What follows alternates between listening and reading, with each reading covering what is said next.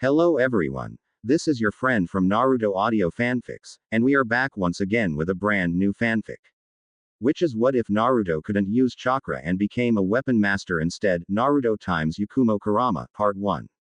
If you enjoy this story, don't forget to hit the like button, thumbs up, and subscribe to the channel for more amazing Naruto fanfics like this.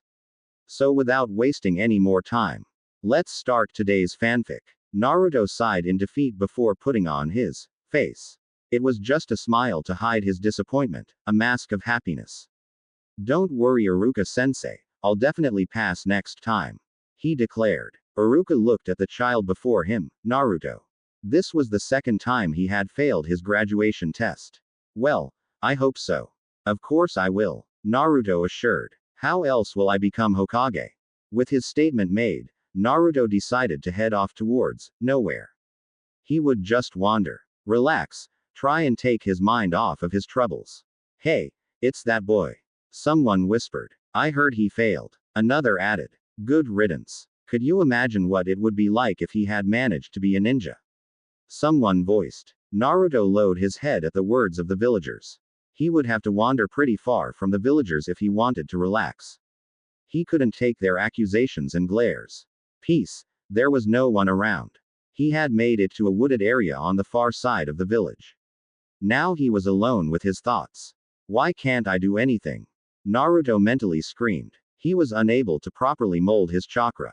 It was still there and in great quantities, he just couldn't gain control over it. It wasn't always like that. He used to have an adequate control, not perfect, but enough for him to be able to perform basic ninja requirements. Then it was all gone after that night. On his birthday, where he went through his last fox hunt. Naruto shook his head to remove the thought. He didn't want to deal with any memories of his birthday. They all ended the same way anyhow, with him in pain and near death.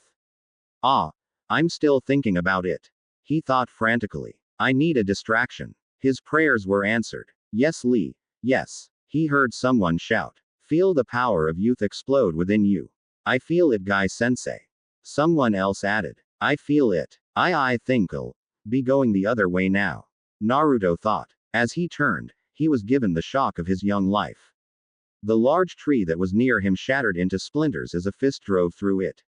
It fell over in a heap, almost crushing Naruto. The blonde dove to the side to avoid the collision. Well, what do we have here? Naruto looked up to see two people, the ones he had heard shouting. He had been shocked by their appearances. Both wore full body, green spandexes and had eyebrows the size of bricks. Who are you? Naruto asked. I am Might Guy and this is my pupil Rock Lee, the sensei stated happily before becoming serious. Why were you spying on us? I wasn't spying on anyone, Naruto rebutted at the accusation. I was thinking, he muttered somberly. The Junin noticed the change in attitude. What about? Naruto looked at the Junin in suspicion. Not many cared about him. Why would this one be any different from the rest? Training, he answered. Guy stated in understanding. So were we, Lee exclaimed. Guy-sensei is teaching me to be a great ninja without the need of ninjutsu or genjutsu. I will use only taijutsu. The declaration caught Naruto by surprise. How can you be a ninja with just taijutsu? Maybe ninjutsu, but anything else was hard to believe. Why? He asked. The better question is, how will he do so? The sensei stated, confusing the blonde. Lee here can't mold chakra for ninjutsu or genjutsu, all he has is his might. Pun not intended. Even worse, he was the dead last of his class. I will push myself over my limit and do so as long as my flames of youth burn. Lee shouted. So, why not give up? Because it's his dream. Naruto more asked than answered. Exactly, Lee exclaimed. To prove you do not need to be a prodigy to be a great shinobi. What of you? My dream is to become a better Hokage than the fourth, Naruto instinctively stated. How? Guy asked. The fourth was feared for his flying thunder god technique and Rasengan jutsu. I will. He didn't know what to say, but wasn't given the chance. Naruto, a voice shouted. They turned to see the third Hokage. He was motioning for the blonde to join him. Hey old man, Naruto greeted. Hiruzen, the third Hokage, had been worried. He thought that when Naruto hadn't come to him after failing, that something had gone wrong. Maybe a villager had gotten to him or he was hurt. Imagine his surprise when he found the blonde getting advice from the green beast of Konoha. I pray that I saved the child's mind. He thought. He decided to take him to get some ramen, that usually helped Naruto forget. Hey old man. Naruto spoke. What was the flying thunder god technique? Interesting. He thought. It was a technique used by the fourth which gave him the name, Yellow Flash, during the last war. Why would no, not why. Naruto remembered. How? Hiruzen couldn't help but smile. He combined a seal to a specially made kunai that allowed him to teleport anywhere. He explained. When his enemy couldn't touch him, he finished them off. Something like that must have taken a lot of chakra. Naruto mused. Not really. The third stated. Thanks to the seals, he could have his chakra regulated for him. So with seals, you can teleport? Naruto asked. Oh, you can do so much more. Hiruzen assured. You can create barriers, store items away and even enhance weapons. He dragged the last part for added affect.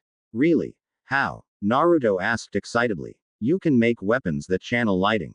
Hiruzen stated with excitement of his own. Or weapons that increase one's own power. Can you teach me? Naruto asked. No. The third answered as he began eating his food. He. Wait for it. What? Naruto shouted in outrage. You can't get me excited like that and leave me hanging. That's blue balling me. His statement caused some of the people near him to stop and stare. Naruto, maybe you should. No. He exclaimed. You got me all excited. Hell, you got excited, then you leave me hanging. By now the onlookers were putting their own scenarios about the conversation together. Even whispering their thoughts among each other. Now we know where Orochimaru gets it. Was the most popular. All right, damn it. He shouted. I know a guy. I met guy. Naruto screamed. And Lee, I refuse to wear a green spandex. But the thought of an orange one did appeal to him. No, I just follow me, damn it. He sighed. It wasn't supposed to go in that direction. He was supposed to aggravate Naruto with the no, and then give him words of wisdom before turning him towards his friend. Now he had to find a way to get his good name back. They arrived at a large shack in the middle of the woods. Where are we? Naruto asked. This is where one of my old friends work. Hiruzen answered. He is Konoha's primary weapons creator and supplies most of the village's artillery. Then why does he live so far? His inventions can be a bit. He trailed off looking for the proper word. Dangerous, unstable, effective, and sane, any of those titles would be suitable. That you, Hiruzen? A voice called. They turned to see a small elderly man returning to the shack. Beside him was a kid with glassed around Naruto's age. Hello, Io. The third greeted. I see you have an assistant. Yep. He helps when needed. Io stated. So hat can I do for you? More can I? No. I need a favor. He spoke, motioning towards Naruto. I was wondering if you could aid him in becoming a weaponsmith, like you. Io turned to give the blonde a searching look. You are Naruto Uzumaki, correct? Yes. Naruto answered hesitantly, fearing the worst. Does he hate me as well? Good to finally meet you. He cheered. I always love hearing about your latest pranks. Wah, really? Yup. He answered. They're full of creativity and life. He turned to the third. I'll take him. If he has even half the skill of the Uzumakis of old, we'll make great weapons together. Uzumakis of old? Naruto asked. There are more. Hiruzen was silent before sighing. He had wanted more time to properly tell the blonde of his heritage. He'd have figured it out eventually. He thought sadly. Maybe this'll even help him on his way. Naruto, you used to have a clan. He admitted. But they were wiped out in the Great War. So I really am alone. The kid muttered sadly. No, you are the heir to their legacy. He stated. Remember when I mentioned seals? None could surpass an Uzumaki, not even the fourth Hokage. Whoa, really? Yep. That's why I brought you here. He motioned to his friend. With your heritage and Io's training, you could be a master weapons maker. Hey old man, I don't want to just make them. Naruto declares. I want to use them too. Bukijutsu, the weapons technique. Io spoke. Many smiths wish they could use their own weapons but can't for one reason or another. It'll be nice for that to change. He smiled at the blonde. Add Fuinjutsu and you have something fierce. Well, Naruto, I think this will help you on your way. The third spoke. It was a book on Fuinjutsu for beginners. And this. Io spoke as he handed Naruto a sharp dagger. With just one of these, a real ninja can be a deadly foe. The Hokage stated wisely. Together, a force to truly be reckoned with. It is settled, Naruto would be a weaponsmith, using seals to aid him in taking his weapons to another level. Naruto was reading and walking when he had heard it. He idly twiddled the dagger in his hand, getting a feel for it and enjoying it. Please don't cry, Yakumo. A lady spoke. Don't abandon me, Kurenai-sensei. A girl cried. I can do better. I'm sorry, but you just can't keep up with the others, your body can't do it. The woman spoke. You can't be a ninja with just genjutsu. But that Lee kid can be one with taijutsu. She states. We can do it. I don't have Guy's optimism, he's just setting the poor boy up for failure. She sighed. Maybe you should look for another path. With that said, Kurenai turned to leave. Wait, Kurenai-sensei. She screamed. The Junin didn't wait or even look back. She disappeared in a body flicker, leaving Yakumo to her tears. Naruto saw the whole thing and felt his heart ache for the girl. They had no idea what kind of pain she was feeling. But he did. The sting of betrayal that was followed by self-doubt and self-worth. Along with bitter resentment at both everyone as well as themselves. He was all too familiar with it. Hey, don't cry, he begged. His sudden appearance startled her. Who are you? I'm Naruto Uzumaki, future Hokage and weapon master extraordinary. He stated boastfully. Weapon master, huh? She asked. Yeah, he stated excitedly. I even have my first weapon. He happily showed it to the girl. She looked at it and had to struggle to not roll her eyes. Boys and their toys. I'm Yakumo Kurama. Yakumo possessed long brown hair and light brown eyes. Her hair is straight on one side, but on the other side it is in a braid. In addition, she sports a clip with two circular designs. For her outfit she wore a pink kimono held closed by a pink sash with two pockets on the front. Nice to meet you, Naruto stated. Why so sad? She turned away from him. I don't expect you to understand. Won't know until you tell me. He countered. How can you? She snapped. You, who already has his dream as a shinobi underway, how can you understand having it taken from you? As she finished her exclamation, all the anger was replaced with sadness, tears filling her eyes. Naruto could only watch in understanding as they fell.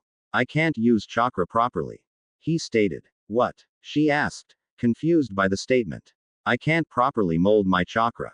He states. Until earlier this day, not even an hour ago, I thought my dreams were over. But you. She motioned to the dagger. I found a different path. He explained. So what if I can't use Gen or ninjutsu?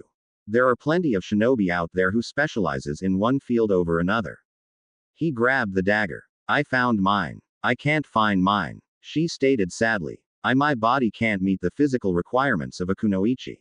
Seducing. He asked. No. Gathering information. No. Quote.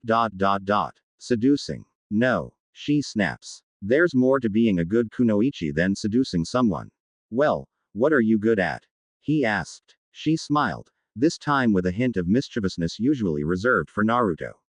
The ground around Naruto began shaking so much that he fell onto his backside.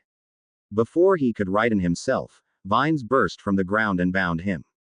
Then it all fell away in red rose petals. Ho, genjutsu. She answered, cutting him off. My clan's bloodline specializes in it and I happen to excel at it. That's amazing. Naruto shouted, making her blush. Yakumo couldn't hold down her blush before she frowned. Not that it matters, Kurenai-sensei gave up on me. That lady? Naruto asked. Quote. Come with me, he stated as he stood, holding out a hand. I want to show you something. Naruto had taken her to where he had last saw Lee and Guy. They were no longer punching trees to splinters like before. Instead, they were doing single-hand stand push-ups with giant boulders bound to their feet. 456, 457, 458, 459. The smaller one counted. If I cannot do 500 push-up, then I will do 600 laps around the village. Yakumo stared at the sight before her in wonder and fear. Seriously, who wouldn't be a little terrified at that? That kid is not using an ounce of chakra. Naruto informed her. He's using his own muscle and will. If he can do that, I'm sure you can be a decent kunoichi. But he must have undergone a maddening amount training of training. Yakumo protested. To do that determination. Naruto cut in. If you really want to be a kunoichi, like we want to be shinobi, then you have to work for it. Nothing worth having is ever easy to obtain. But our limitations has given way for our strengths to shine. Naruto cut in again with a smile. Yakumo looked at the blonde before her. He was just as limited as she, if not more so, yet he stood there confidently while she had only gave in. Will you help me? She asked. Of course, what are friends for? He asked before looking her in the eyes. We are friends, right? Yes, she answered. Their moment was interrupted by the sound of crying, men crying. They turned to see both Guy and Lee looking at them with tear-filled eyes. That was so youthful. Lee sobbed. I shall help you too, Bloom. Guy declared. If I cannot do that, then I shall. Actually, I was going to take her to get some ramen to celebrate. Naruto stated nervously. Ready to go, Yakumo? Why, yes. She answered. Get me out of here. They had managed to escape the two green beasts, barely. Now they were off to do as Naruto said, get some delicious ramen. Hey old man, he called. I brought a friend. Tsuki Ichiraku stepped forward to see Naruto and his friend.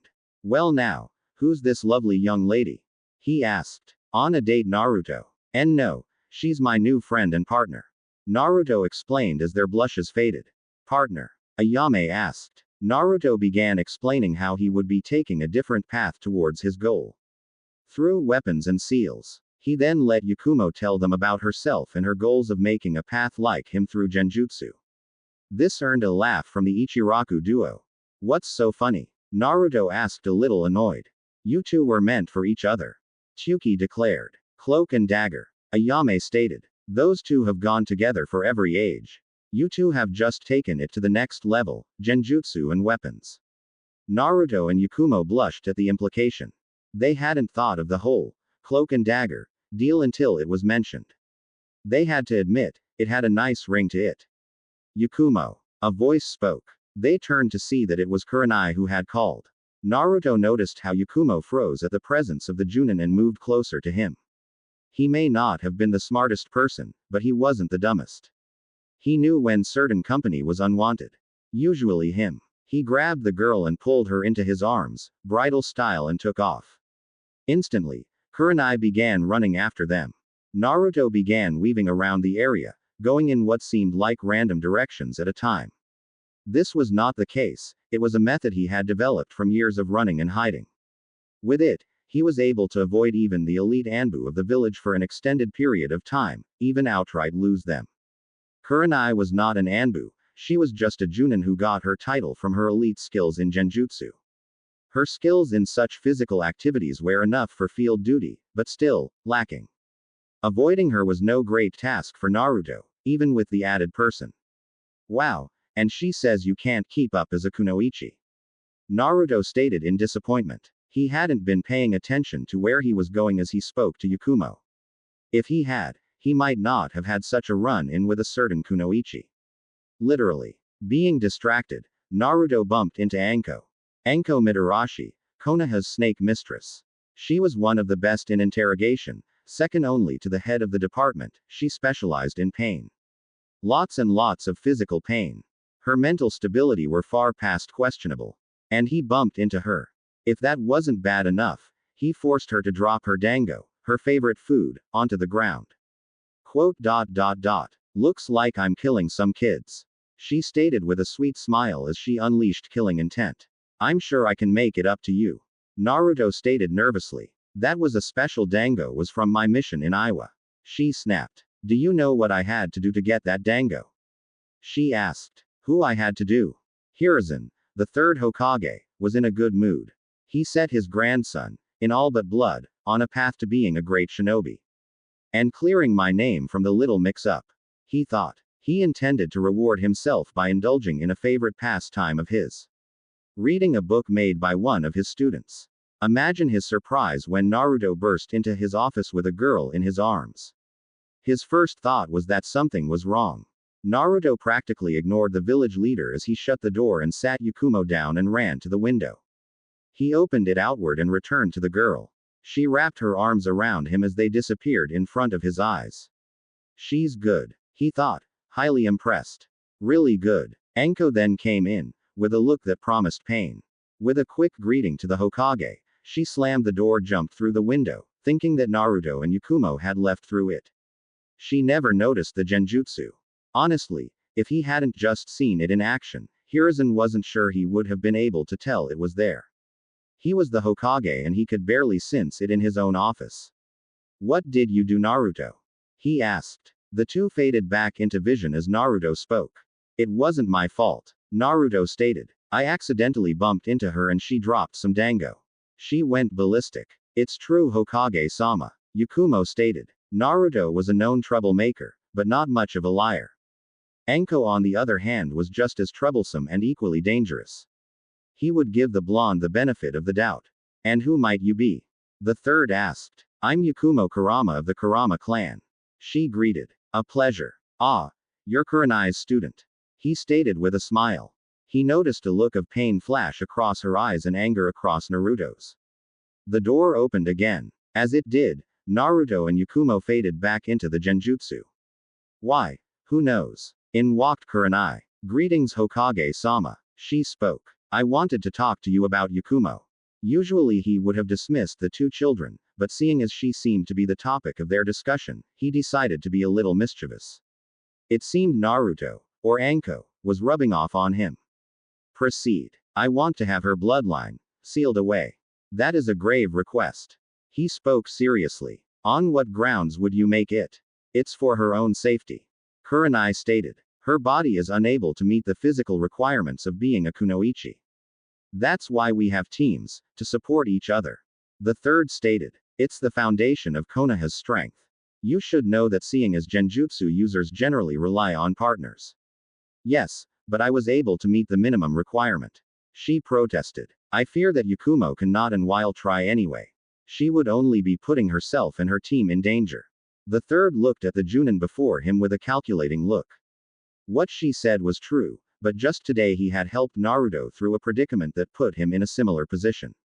There was also Guy and Lee, though they made him shudder, they were on the right track. Request denied, he stated. But Hawk, she was silenced by him raising a hand. You know, I'm disappointed in you. He stated. Sir, what is your specialty? He asked. Genjutsu. She answered confused. He nodded in a direction behind her, drawing her attention. A shimmer began happening as Naruto and Yakumo appeared. If a child, not even a genin, can hide under an illusion from seasoned genjutsu specialist, then maybe your skills need to be reevaluated. He stated with a frown. Yaku. She didn't get to finish as the girl ran away with tears in her eyes. Naruto right behind her. Yakumo had made it to the entrance of the Hokage Tower before she was tired. This only made her cry harder as she was only proving Kurenai right. Don't cry, Naruto pleaded. Yakumo turned around and dove into his arms, holding him tightly. He wasted no time in returning her hug. Yakumo, Kurenai called. Get me away from her. She pleaded. Naruto lowered himself so that she could crawl onto his back. She created several copies of them, each one as identical as the originals. Each pair took off in different directions. Kurenai couldn't catch Naruto before, how could she now when she couldn't even tell the real from the illusions? Naruto had no idea what to say to Yakumo to make her feel any better. He didn't need to. Cloak and dagger. She spoke in his ear. Genjutsu and weapons. What? He asked in confusion. What the ramen stand owners said, we go well together. She explained. Naruto. Yes. Please don't give up on me. She begged. I want to be a good kunoichi, but. Then don't give up on me, I want to be a good shinobi. He stated. I'll be the dagger that cuts our way forward. Then I'll be the cloak that shrouds us from our enemies. She added. And I'll be the kunai that goes into your eyes. A voice added. Their moment was short-lived as they turned to see Anko, still pissed. She had been hunting down those kids for so long only to lose them. Now that she had them, she would get the righteous revenge her dango deserved. She wasn't going to hurt them much. She just intended to make them fear her more than death. Anko threw her arm forward and a snake flew from it. It wrapped around the two, binding them close together. Unable to keep balance, they fell over. Naruto, with a free hand, raised his dagger towards his face and made an incision. It was just enough to draw blood, it'd be healed before he knew it. He began drawing a small seal into the ground, the first and only one he had learned. An explosive seal. Anko recognized it and threw a kunai at it, disrupting it. Or so she thought. The seal began shimmering as it faded to reveal the seal unmarked, a few inches above the kunai. An illusion that throws off perception. She thought as the seal went off. It wasn't meant to create a large or even a powerful explosion. It was just enough to get the dirt scattered around to them, just as it did. When it faded, all that was there was her snake tied into a knot. Where are you? She asked in rage. They were shrouded, hidden from their enemies. Do you still think that she's a liability? Hiruzen asked. He, as well as Kurenai, had just finished watching the climax between Anko and the children. To say that he was impressed was an understatement. Cloak and dagger, huh? He thought. They'll do wonders. Yakumo watched as he jumped around in excitement. She too was excited, but had better restraint than her blonde friend. How could they not be? It was the day of their graduation. The day that they proved to the world as well as themselves that they can and will be ninja. That their efforts weren't in vain. In the time that it took for them to graduate, they had been improving themselves. Naruto had forged a virtual arsenal of weapons for himself, each of he trained in. He wouldn't say he mastered any of them, but he was better than a novice. That, as well as his little surprises, made him dangerous. Yakumo had dived into studying her genjutsu with a vigor that matched Naruto's. She was so skilled that her genjutsus could affect a person's mind and make the pains virtually real. Let's go, Naruto shouted. Yakumo crawled onto his back and held on as tight as she could as the blonde ball of energy took off. Naruto and Yakumo entered the class with overflowing excitement. Hey, it's the dead lasts. Someone called. Naruto and Yakumo just brushed their taunts off. Because weapons and seals, minus the standards such as kunai, shuriken and explosive tags, weren't allowed, Naruto couldn't truly excel. His chakra control had not shown even the slightest bit of improvement. Yakumo's body hadn't shown much improvement either. She still couldn't keep up with her classmates in the physical department. But thanks to Naruto's encouragement, she was able to meet the requirements to be a kunoichi, if only barely. Because of these drawbacks, they weren't allowed to truly shine. This caused them to fall to the bottom of the class. Not that it really mattered to them. Naruto had always been an pariah, Yakumo had always been outcast. Today was the day. Okay class, today is graduation. Iruka spoke. I will be giving you all yours tests that you trained for. First up, one after another, the students began taking the test. You okay Yakumo? Naruto asked. He had noticed that she had been shivering and he didn't think it was from the cold. It's just, what if I mess up? She stated more than asked. Don't worry, he assured. We planned for this for so long, we'll be fine.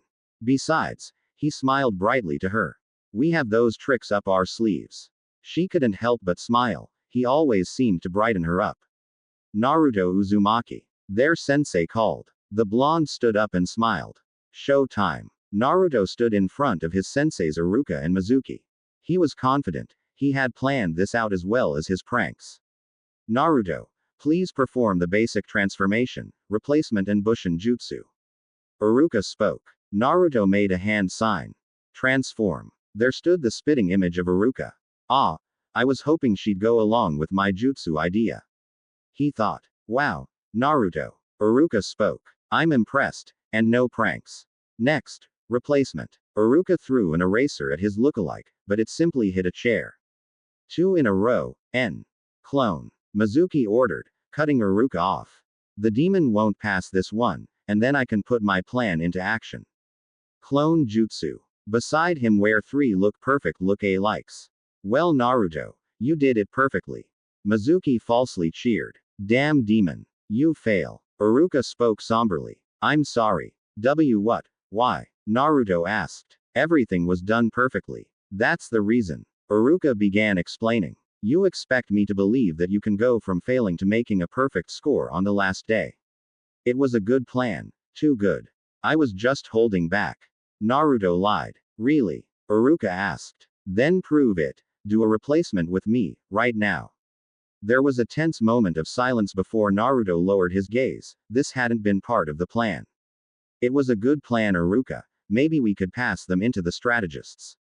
Mizuki offered. It doesn't work that way. The teacher chastised. Naruto ran out of the room, into the arms of Yakumo. Their plan had failed. Yakumo would create a genjutsu over Naruto that would make it seem he was performing the jutsus. The transformation and clones were nothing but illusions to begin with, it was simply a matter of placement. For the replacement, simply a mixture of the two. Make a clone in one spot and transform the original into a stool. I'm sorry we failed. Yakumo spoke. Actually, Yakumo, you could still pass. Iruka spoke, hoping to cheer one of them up. Since those were your illusions, and 2 of the 3 jutsus are just that, all you need to do is replacement. No, she stated. What? All 3 asked in confusion. Cloak and dagger Naruto. She stated warmly. If we can't pass together, then I won't pass at all. The statement filled Naruto's heart with warmth, before it blew out from regret. I'm no better than a dull knife. I want you to pass.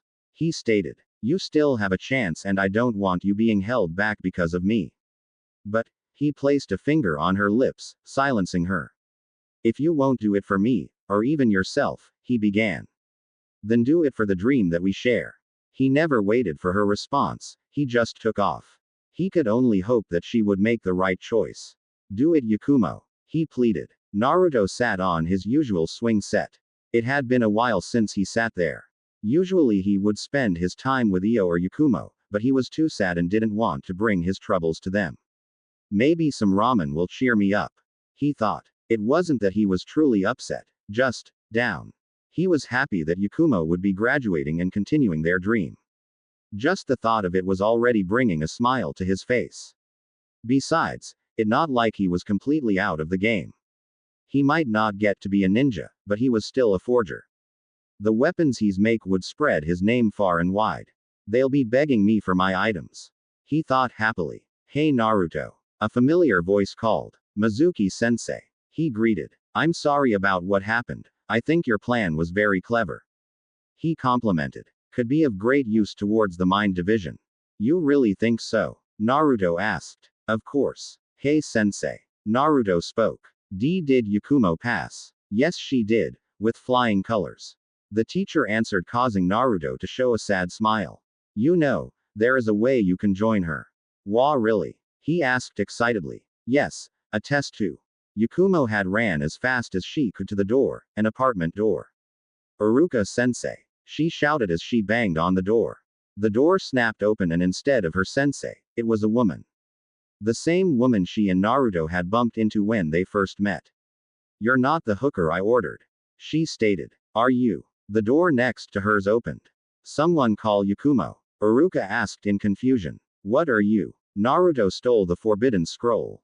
Yakumo shouted. I need your help. What? The sensei shouted. Explain. I heard some Junin saying he stole it and now the nearly all of them are searching for him. She explained frantically. They might label him a traitor. Well, if he stole it, then he is. Anko stated. No, Naruto would never do something like that. Yakumo stated fiercely. He wouldn't leave me. I agree. Iruka spoke firmly. I'm going to go looking for him. Those Junin will never catch him.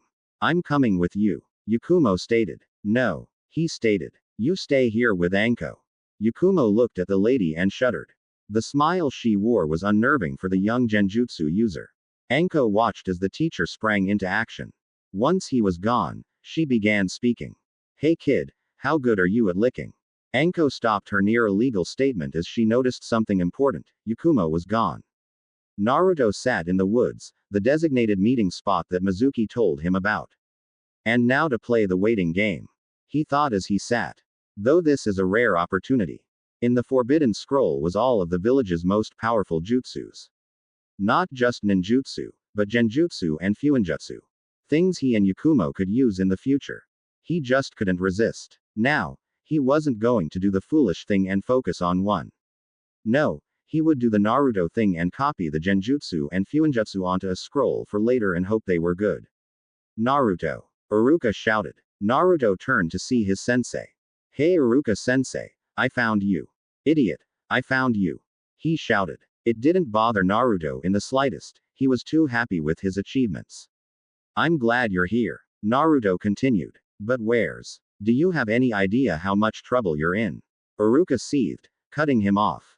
What do you mean? Naruto asked. I just did what Mizuki-sensei said for the makeup test. Makeup tase Mizuki. Iruka exclaimed before becoming serious. We have to leave. But what about my exam? Naruto whined. Before Iruka could admonish Naruto, a bush rustled next to them. Before either knew what was happening, a pair of kunai flew out. Being the first to react, Iruka pushed Naruto out of the way. With no time to escape, Iruka took a direct hit from both of the kunai. Iruka-sensei. Naruto cried in terror for his teacher. Hello. Mizuki greeted. Going somewhere. He eyed the scroll in Naruto's arms with greed. Hand it over. No Naruto. Iruka shouted. Take the scroll and run. What's going on? Naruto asked, both scared and confused. Is this part of the test? It's a trick. Iruka shouted. Mizuki just wants the scroll for himself. Hey Naruto. Mizuki spoke in a smooth voice. Do you want to know why everyone hates you? Iruka seemed to pale at the statement. You can't, Mizuki. It's forbidden. Why? Naruto asked in desperation. Why does everyone hate me? 13 years ago the Kyuubi attacked the village. Do you know what happened to it? Mizuki asked. The fourth killed it. Naruto stated in confusion. It was common knowledge. Wrong. Mizuki stated. It was sealed into a baby. You. He emphasized. You are the nine-tailed fox demon. I'm the demon. Naruto questioned. So that's why they all hate me. He thought sadly. Because of the fox. It all made sense now. Why they all hated him. That's not all. The traitor declared. Because you're a ticking time bomb, the village decided to deal with you. You ever wonder why your chakra control sucks, no matter how much you train? So that explains it. Naruto sighed. Mizuki saw that his words had gotten through to the boy. Deciding to end everything, he drew his large shuriken and took aim. With a mighty thrust he sent it hurling toward a distressed Naruto. This is it. Naruto thought as he closed his eyes. I'm sorry Yakumo. What Naruto was expecting was the pain of being torn to shreds. What he felt were a pair of arms wrap around him in a protective manner. Opening his eyes, he was greeted with the sight of smiling Iruka. Why sensei? Naruto asked. I'm just a demon. You're not a demon. Iruka gasped out. You're a Naruto Uzumaki, ninja of Konoha. Not knowing who or what to believe, Naruto did the only thing he could think of. He ran away, as hard and as fast as he could. Damn demon. Mizuki muttered before turning to Iruka. I'll be back to finish you off. Naruto. The blonde's head snapped up to see the one who spoke his name. It was Yakumo. She was crying. What are you doing here? He asked. How much did she hear? I caught a ride on Iruka-sensei's back, only he has ever been able to find you. She spoke sadly. Never noticed I placed a genjutsu to hide myself. So you heard everything. He speaks sadly. Yes. She answers. How could you? She began, making him freeze. She's just stealing the forbidden scroll. Like the without me. Rest. Wait. What? Yakumo lunged at the blonde boy. To his surprise, she didn't hit him or anything hateful he had expected. She actually hugged him. I'm your cloak. She shouts to him. Whatever we do it together. Even if it means doing something this insane. But the fox. He mentioned. You're my dagger. She shouts. Not a fox. Being called a weapon instead of a demon may not seem like much to most people, but Naruto was different. Yakumo had just acknowledged him as the friend they had been and proved nothing would change that. I just wanted to graduate like you did. He whispered. I turned down the headband. She stated. There was no point in being a kunoichi if you weren't at my side. Ah. This is so sweet. A sicking voice spoke. Naruto and Yakumo looked up to see Mizuki in a tree with a giant shuriken.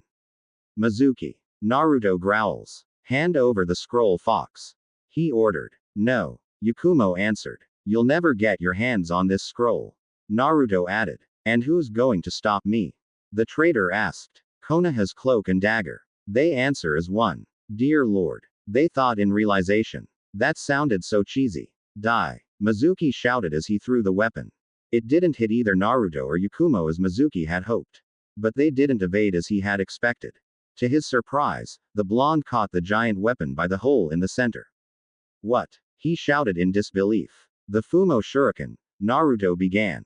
Basically a giant shuriken that is difficult to manipulate once thrown. In other words, in tunnel shot weapon. Naruto threw the weapon with great precision, but not at Mizuki. The traitor, thinking the weapon would miss him, stood still. The tree began falling, throwing Mizuki off balance. Unable to right himself, he fell to the ground. Naruto had hit his mark, the tree. Now to end this, Naruto thought as he reached for his. Crap, I don't have any weapons. He had assumed that this was just a test, he never thought to bring any of his better weapons or seals. He was only left with the standards, such as kunai and shuriken. Things that in the hands of a genin would do little against a chunin. Time to die, Mizuki shouted. He charged the two children and wounded chunin, only for a kunai to appear before them. What the? Damn it! Where did it ah? There it is. From the trees came Anko. Can't lose my lucky kunai. So you came. Mizuki spat. Well, you're too late. What? Anko spoke as if she hadn't noticed them. I'm going to kill you, these kids, and go to Orochimaru-sama for power. What? She asked in anger before smirking. You know, I thought this night was going to be a bust, she began. I mean, my hooker didn't show, I ran out of sake and dango, I even found my cute neighbor Uruka bleeding to death a few trees over. She began twirling her kunai. So I think, I might as well blow off some steam throwing this thing around. It really is my lucky kunai. What was that about Uruka? Yakumo asked. Anko began walking towards Mizuki, not even paying attention to the children, too angry to notice them. You can start screaming if you want. She spoke. Uruka-sensei. Naruto and Yakumo called as they saw him. He wasn't doing too well. Naruto. Where is? He shouted in worry. Yakumo. Don't worry. Naruto began. When we kept the scroll from Mizuki, a lad named Anko arrived and she's handling things. Anko. Their sensei questioned. Oh god. Just kill me. Mizuki's pained cry was drowned out by Anko's laughter. Well, since that's taken care of, Naruto. Uruka spoke. Since you've shown such skill at getting the scroll and dedication, I have some news for you. What? You graduate. It was their day. None of that sensei stuff. He waved. I've taught you all I could, you absorbed it all like a sponge and took it to the next level. It was true. In the time that Naruto worked under the weapon forger, he not only excelled, but advanced more than anyone believed he would. His weapons were so well forged that it was now common stocked into the village arsenal. I have a gift for you. The elderly man stated. He pulled out a scroll and handed it to Naruto. When the blonde opened it, he was shocked and impressed with what was inside. It was a jacket, similar to the jacket his father wore. It was completely silver in color, minus the mark on the back. It was the kanji for iron. Consider it one of your gifts for graduating. The elderly man spoke. It's made from chakra enhanced steel thread. He informed. It's hard as steel and light as a regular jacket, it can't be damaged by regular means, but it won't make you invincible. He warned. It can take blows from non-chakra enforced weapons and punctures. A word of caution Naruto, it can withstand the damage, you however cannot. Naruto nodded in understanding. Don't take needless risks and don't get reckless. You said it was one of his gifts. Yakumo spoke. Ah, yes. Io spoke as he stretched his hand towards Naruto. You've impressed me with your ideas as well as your skills, so I'm extending to you an offer of partnership. Yes, yes, yes. Naruto shouted in joy. He, as well as Yakumo, were officially shinobi of the Leaf Village. Now he was being offered a job to create even greater weapons as an equal with the man who taught him everything he knew. It was looking to be a good day. Come on, Naruto. Yakumo spoke as she pulled his sleeve. We need to leave now if we want to make it to the team assignments on time. Oh, right. Naruto agreed. Thank you Io-sen, I mean partner. Naruto and Yakumo stood in front of their class door. They were both terrified as well as excited. The minute they went through those doors they will be starting the rest of their lives. Hokage's office. The third Hokage looked at the Junin that filled his office. Each there in hopes of gaining their own squad of genin. Do you all know why you're here? The third asked, only for the shinobi to shake their heads. Because of the unexpected graduation of Yakumo and Naruto, the teams are uneven this year. Are there any suggestions? I would like to take on Naruto Uzumaki. Kakashi and Kurenai informed. Explain. The leader ordered. Kurenai stepped forward. I believe that with him on my team, it will spark confidence in Hinata. She spoke. She has potential, but is held back because of her shy demeanor. I hope that having her crush by her side will push her to better herself.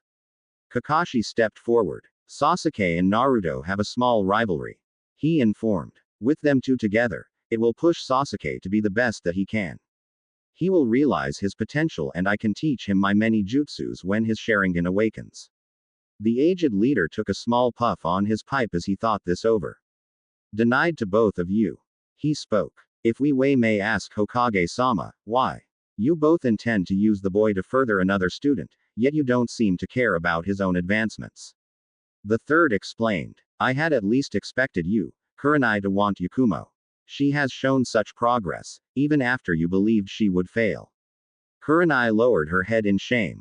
She has made attempts to reconcile with the girl, but all were met negatively. In defense to that, there's not much he can learn, he can't use chakra. Kakashi stated. He can at least be of use towards the village by helping his comrades advance. The third gave the Junin a hard glare. Naruto is a use to the village. He spoke harshly. He's a master weapon maker. Half the standard weapons the village now uses are his work. He's even adept in most of them.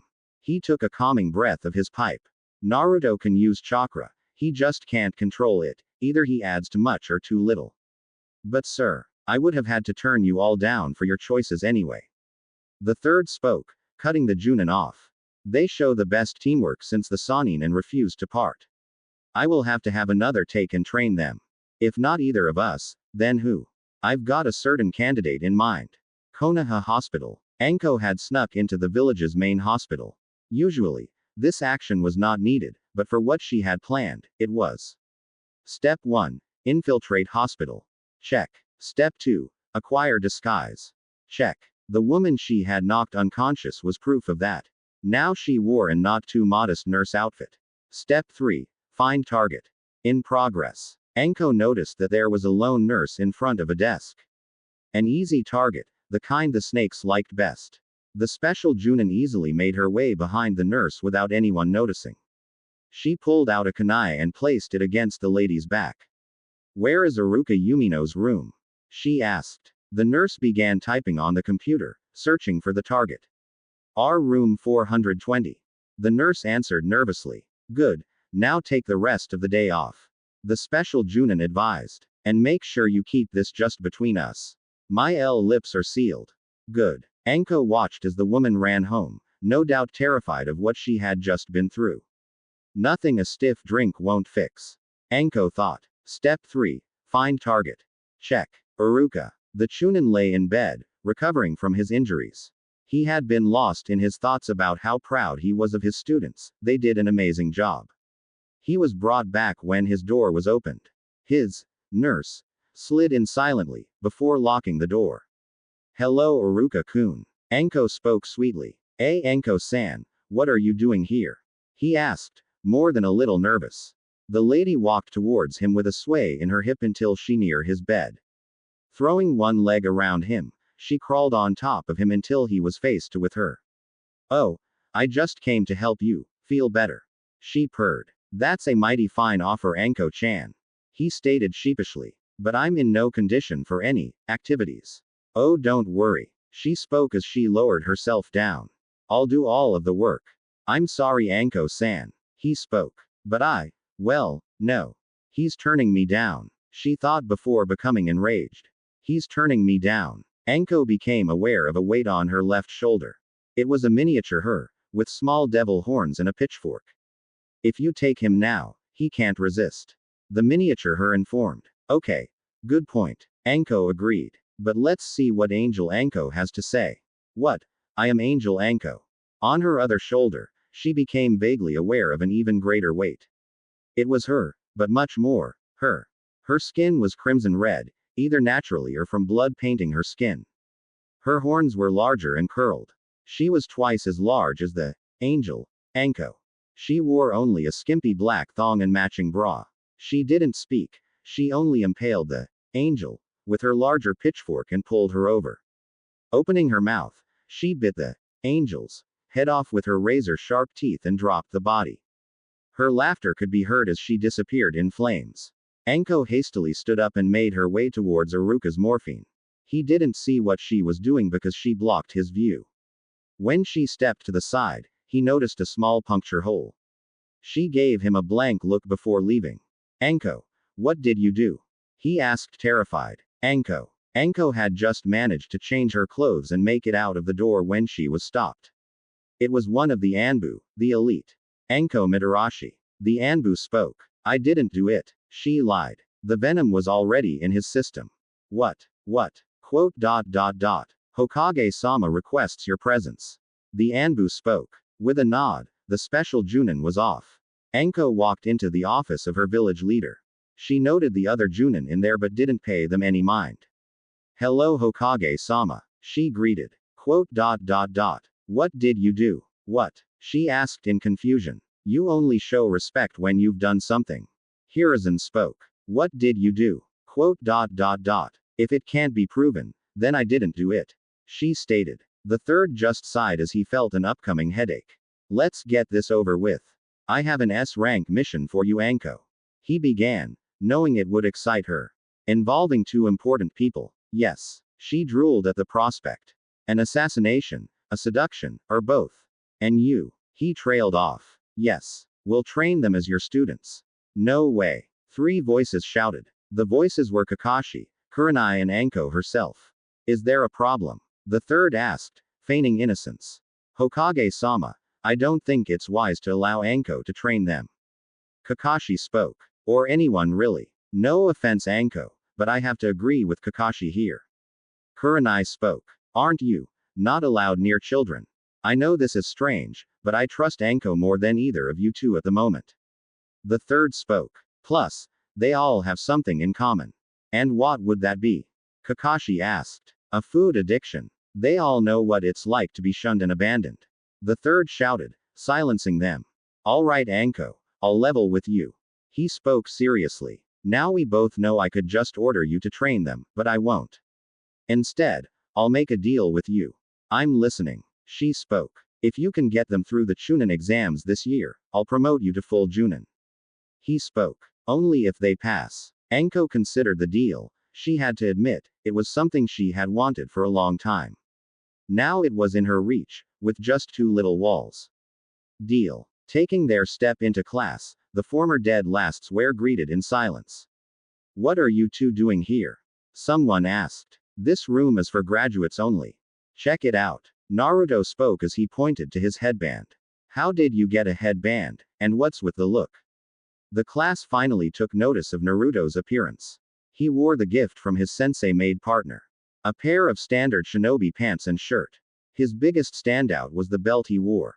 It held several scrolls in them. They were gifts. Naruto answered. For graduating a makeup test. Like a drunken eagle, a black cloth broke through the window. It spread out to reveal that it was a sign. It read, the newly appointed Junin instructor. The single Anko Mitarashi. I'm the sensei for the unlucky brats who passed some makeup exam. She spoke as she eyed the children. I'm Anko Mitarashi. Wearily, Naruto and Yakumo raised their hands. That's SS sensei. Anko took one look at them and groaned. Not you two. I'm tired of you two. She sighed before standing straight. A job is a job and a deal is a deal. She thought as she remembered her own brashness. Meet me at training ground 44 in 10 minutes. But that's across the village. Yakumo spoke. And forbidden to Genin. 9 minutes and 54 seconds. Anko spoke as she jumped out the window. 9 minutes and 52 seconds later. Naruto had run all the way towards the training ground with Yakumo on his back. The major delay of not knowing where the training ground's exact location was not a plus. Now he was on his knees, gasping for air. Did you carry her here? Anko asked as she noticed their different conditions. Yes. Naruto answered. Huh, was all she said. Anko walked towards the two graduates and began examining them. A pull here and an inappropriate touch here, the normal stuff. Then she punched them both on the head. What was that for? Naruto demanded. That was for knocking my food over. She answered. That was months ago. Now on to serious matters. Anko spoke. You two are graduates of the academy, but you aren't genin. What? They asked in outrage. But we passed. That was a test to see if you had enough skills to survive. She informed. There is another test that determines whether or not you are capable of utilizing them to be a shinobi. What is this test? Yakumo asked. Each is different for the team and sensei. Anko answered. Mine will be pretty simple. She pulled out a sharp kunai. You both have to last 10 minutes against me in a fight. Naruto and Yakumo looked at each other nervously as they considered their would-be teacher's words. Quote. Is this just an excuse for you to beat on us? Less talking, more fighting. Anko gave them 1 minute to ready themselves and then she would begin her assault. Let's see what's so special about these two. Anko thought. Anko stared at the two of them before her, waiting for them to make the first move. She was getting bored. Are you two going to attack or what? She asked. They stood there silently, staring at her. Anko had had enough of this. She was never the patient type. She threw a kunai at Naruto's leg intending to snap him into action, or cause a small wound him. Either one was good for her. To her shock, the blade went through the blonde who simply faded from sight. Yakumo followed after. Oh, they're good, she thought. Never noticed her place the genjutsu up. My genjutsu was just dispelled. Yakumo warned. Naruto nodded in understanding. They would not only have to fight against a special Junin, they would try and beat her. This was a critical moment for them. Naruto and Yakumo took their stance. Naruto in a fighting pose, while Yakumo slid under his jacket and onto his back, her head visible by his. So where are my little prey? Anko called as she casually strolled by only to lean back as a kunai sailed by her head. Oh, there you are. Naruto charged forward and began swinging his sword, a simple katana. Anko simply leaned away from each strike as she examined Naruto's movement. Decent stance and strong enough blows, but the speed is lacking. Anko thought as she grabbed the weapon close to Naruto's hand and kicked him away. You know, you'd be a lot faster if you dropped the dead weight. Anko chastised as she threw the weapon to the side. The two said nothing in response. Naruto stood in front of her with different weapon, a double-ended scythe, a blade on each end. One end serrated and the other with markings on it. He pointed the serrated blade towards Anko as Yakumo slid from under Naruto's cloak and seemed to disappear into the trees. Interesting. Anko stated as she watched the kunoichi to believe. Hey, I'm your opponent. Naruto shouted, as he stepped into her field of vision. Naruto spun the scythe around before lunging at Anko, the encrypted side aimed at the special Junin. Anko raised her arm and blocked the weapon at the staff part, intending to halt it. Naruto smirked as the weapon disconnected, revealing a chain giving it more room to continue on. Damn, Anko thought as she raised her other arm to block the weapon as it came full circle. She was greeted with the same result in the pole disconnecting. She grunted, but managed to hold back the scream as the blade pierced her stomach. Clever little bastard. Anko though. With a yank, Naruto pulled his weapon back. The blade tore through Anko, ripping her stomach open. Or so it would have, had she not turned into log. A replacement? Naruto questioned as he looked around. Elsewhere, Anko was hiding and examining her situation. Silly toy of his actually hurts. She thought. She was wounded, it was a small scratch on her stomach. Shallow and inconsequential. But she was wounded by these students fresh from the academy. It was insulting. She was going to enjoy getting her payback. I know she's around here somewhere. Naruto muttered as he scanned the forest. She has to be close. That's right. A voice spoke from behind. Anko wrapped her arms around Naruto's neck as if she were hugging a friend, but Naruto knew the truth. To her was nothing more than her prey. Before Naruto could act, a snake coiled around his body, binding his arms, hands and legs. He was not helpless and literally gift-wrapped for Anko. Now I'm going to have some fun with you. Anko smirked. What? He asked in fear. Yeah, you're already having some bad thoughts, aren't you? Anko asked knowingly. What? He asked, now genuinely confused. The naughty thoughts, going in one ear and out the other, then back. Fast and energetic, like a virgin. She whispered. Ew. Gross. Naruto wailed. My ear just itched. Here, Anko whispered as she leaned in closely. Let me scratch it for you. The blonde tried to squirm away in fear. Don't you touch me. Anko was taken back when the blonde looked at her with a smile. Her shock only grew as the genin's body melted away into the form of Yakumo with the silver cloak that Io had given Naruto. Gotcha! She shouted. Yakumo turned around and covered herself as best she could in her situation. A whistling sound pierced the air, drawing Anko's attention towards it. She saw a shine in the air as something metal reflected the light. A lot of something metals. Senbon, she thought. Acting on instinct, she jumped out of the way, leaving Yakumo. Luckily for her, the cloak protected her from becoming a porcupine, still stung. Phew, thought I was going to have to bury one them. Anko thought. Though there's still time. Going to have to ask about that cloak later. Her instinct warned her of danger just in time for her to move to the side as Naruto came crashing down with a war hammer. A weapon like that is slow. Anko thought. A death trap for a ninja. Anko threw two kunai at Naruto, who, to her shock, managed to deflect them with his hammer. The way he swings it so easily means that it's not as heavy as it appears. Anko theorized. Deceptive. Smart. Naruto ran forward and reared the weapon back. Once he was in striking distance, he swung for her chest. Anko moved to the side, only for Naruto to shimmer from her sight and appear closer to her, already mid-swing. Genjutsu. She thought before she felt the hammer connect to her abdomen. Quote exclamation mark quote. She shouted as a bit of blood began filling her mouth.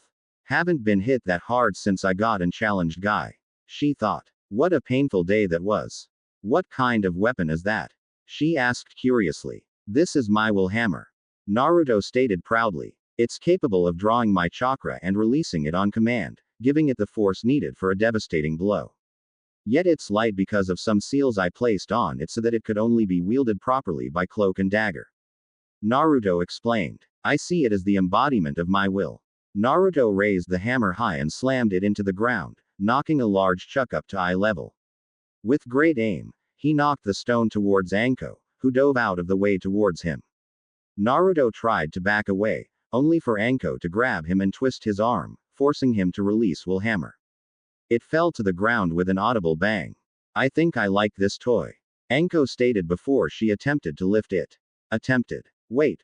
Wah. Try as she might, even with chakra, Anko couldn't get the weapon to budge more than a foot off of the ground. That alone lasted a second before she dropped it to the ground.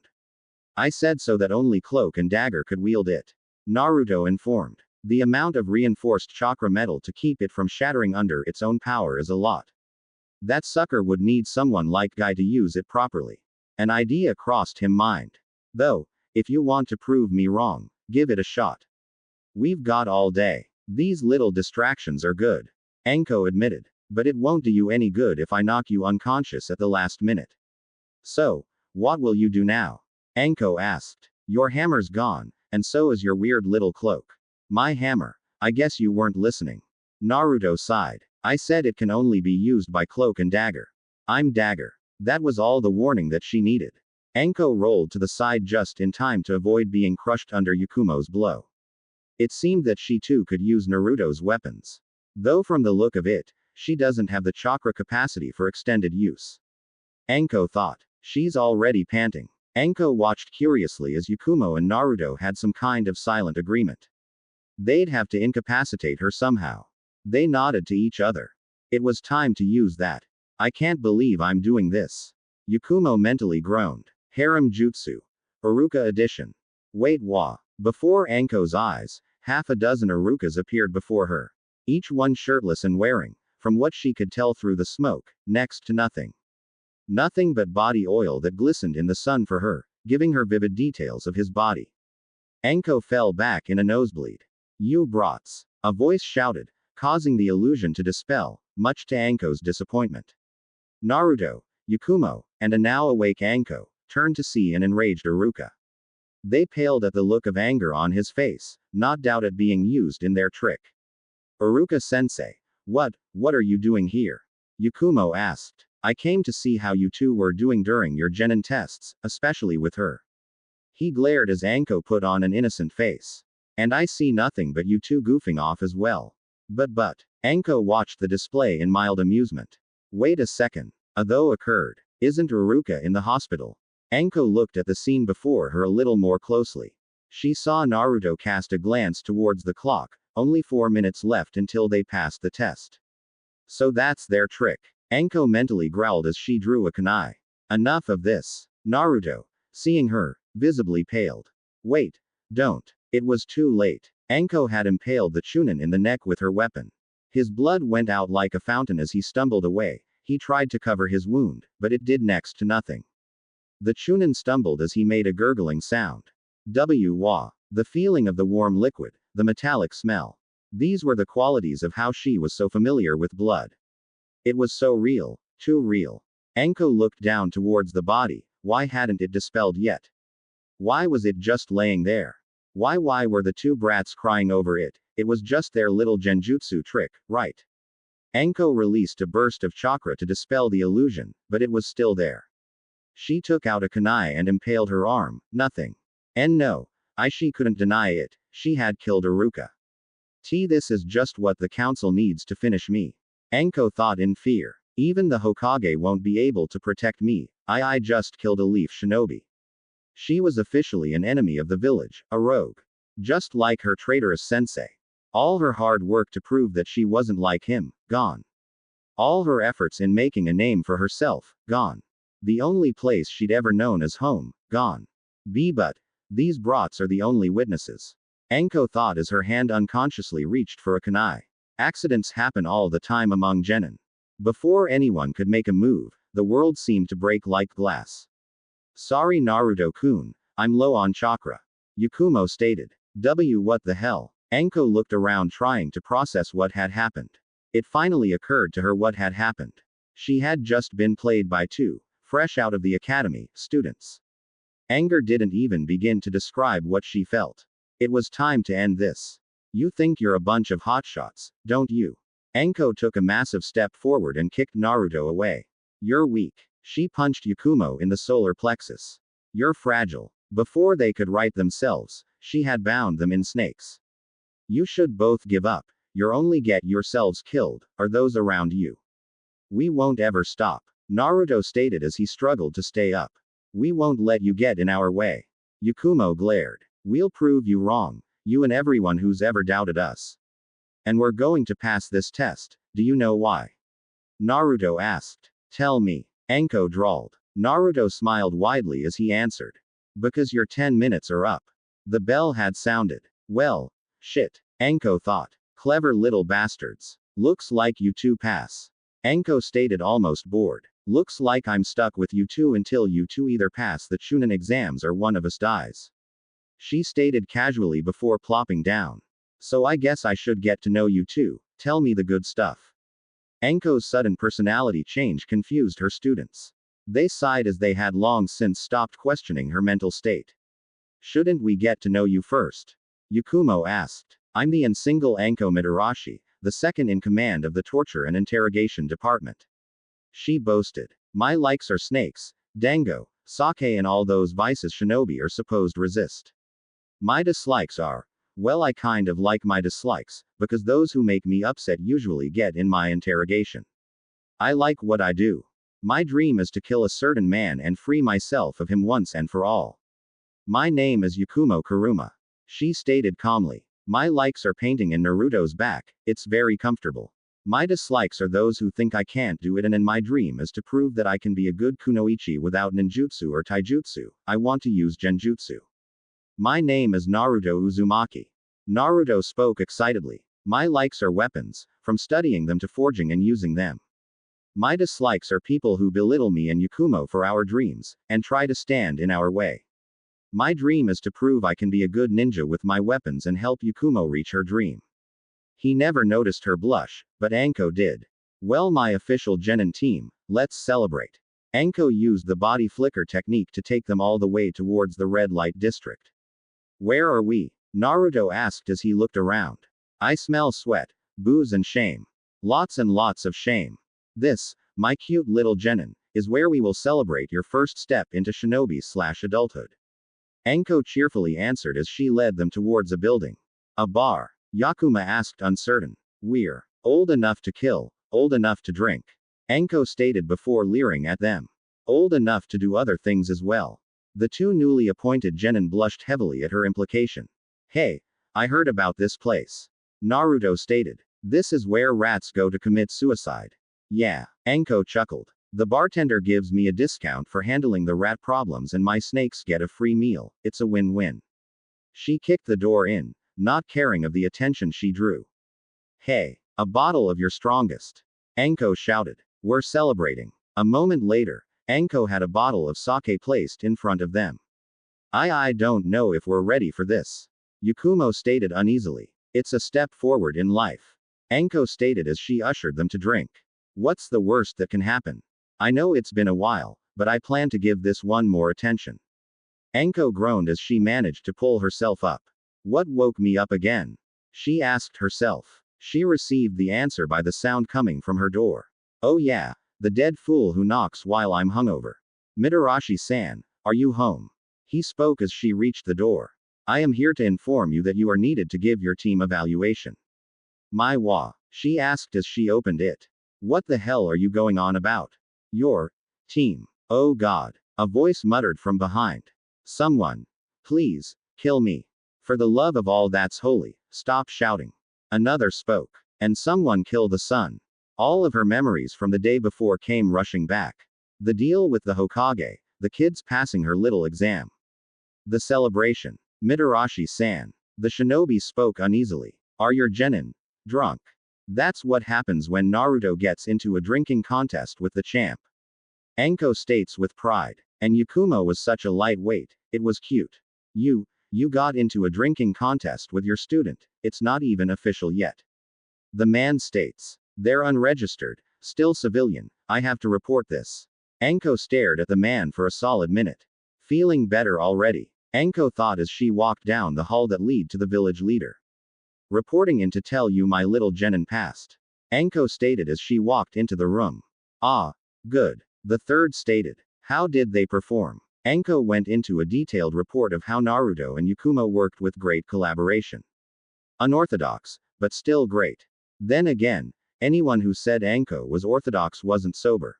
That's good new Anko-chan. The leader spoke. Now if you'd be so kind as to have them report in for their official registration, they can begin missions immediately. The third informed. About that. Anko began uneasily. Can that be postponed for them?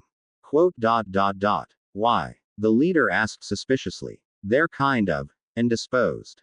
What did you do? I drank them under the table. Anko admitted. The village leader felt a headache forming, one of many to come. Anko returned home to see Naruto and Yakumo waiting patiently for her return, or just waiting in silence for their hangover to pass. Probably the second. Well, how are my cute little genin? She asked extra loudly for them. Please, I'll pay you not to torture us while we're hungover.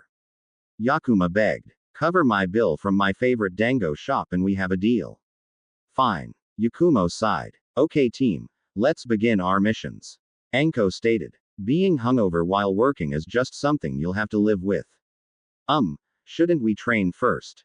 Yakumo asked. Oh yay, we need to do that. Anko muttered. Okay, let's start right now. Anko stood in front of them with a ready, but loose stance. Okay, hit me, Anko ordered. Hit you, Naruto repeated, confused. Yeah, hit me, Anko stated. As hard as you can. You want us, too hungover, fresh out of the academy reject genin. Yakumo motioned to her and her partner. To hit you, a veteran Junin. In your own home. Quote. Yeah, Anko answered uneasily. You have nothing planned for us, do you? Naruto accused. Anko began sweating under their unimpressed gazes. Shit, had them for a day and I'm already losing face. She couldn't have that. What to do? She wondered. Brain. Options. Threaten them. No. That'd just prove their point. Bribe them. No. That'd just prove their point. Seduce them. No. See first two options. Be honest. Ha ha ha ha ha. What options am I left with? She tried to rack her brain for an answer. If you don't want to teach us, fine. Naruto stated uncaring. Yakumo and I have been doing fine on our own, we're all we need. Anko was taken back by his acceptance of her lack of foresight. She couldn't really blame them. Said lack of foresight could be seen as not caring. She let out a deep sigh. Honesty it was. Look, kids, I'll be honest with you. I didn't even want to take on a genin team. Hell, the Hokage had to bribe me so I'd take this seriously. Anko admitted, much to their disappointment. Not to mention who you two are. Does she know? Yakumo felt fear rising. Is she talking about the fox? Naruto asked worriedly. I don't like what I've been hearing.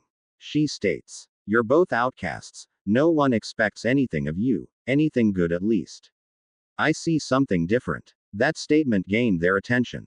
I see dedicated shinobi who want to prove that they aren't what others set for them to be. Anko rubbed her neck. Traitor. Naruto rubbed his stomach.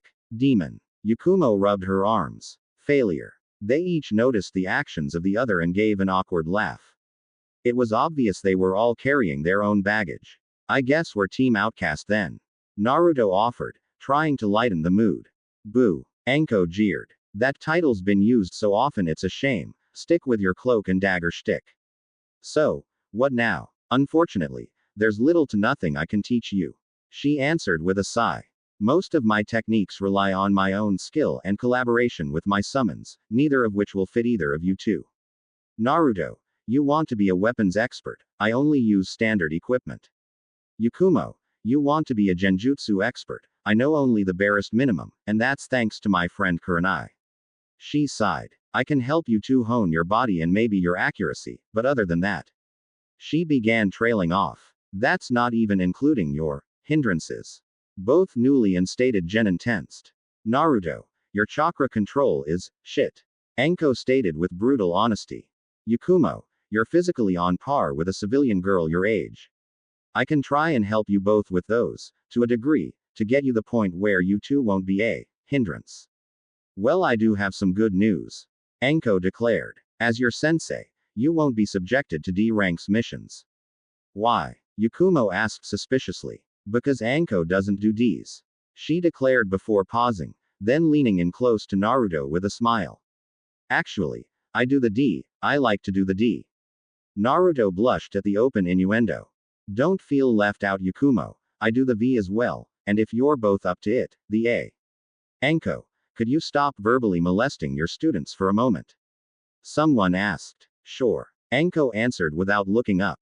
Let's make it physical. Anko. Another voice chastised. Anko turned to see her friend Kurenai, followed by Kakashi. What can I do you for? Anko asked. Well, we couldn't help but overhear your little conversation. Kakashi began. Were you two spying on us? Yakumo asked, almost accusingly. We're in Anko's apartment. Yes. Kakashi answered without missing a beat. We're ninja, we spy on everyone. Quote. How did you even get in here? Yakumo asked. Ninja. Kakashi answered, as if that was all that was needed. Don't let Kakashi here fool you. Nai-chan here has a key. Anko explained, blowing Kakashi's chance at being seen as mysterious. Kurenai stepped forward. We believe that we can help you with this predicament. Why? Naruto asked suspiciously. After Naruto and Yakumo's last encounter with Kurenai, they were weary of her. This new stranger added to the mix didn't help.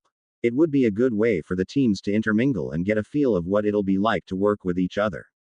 Kakashi answered. Maybe you all could even learn something from one another. Anko contemplated the words. She was no fool. She knew that there was something else behind their appearance. She saw how her team had acted at the arrival of Kurenai and, to a smaller extent, Kakashi.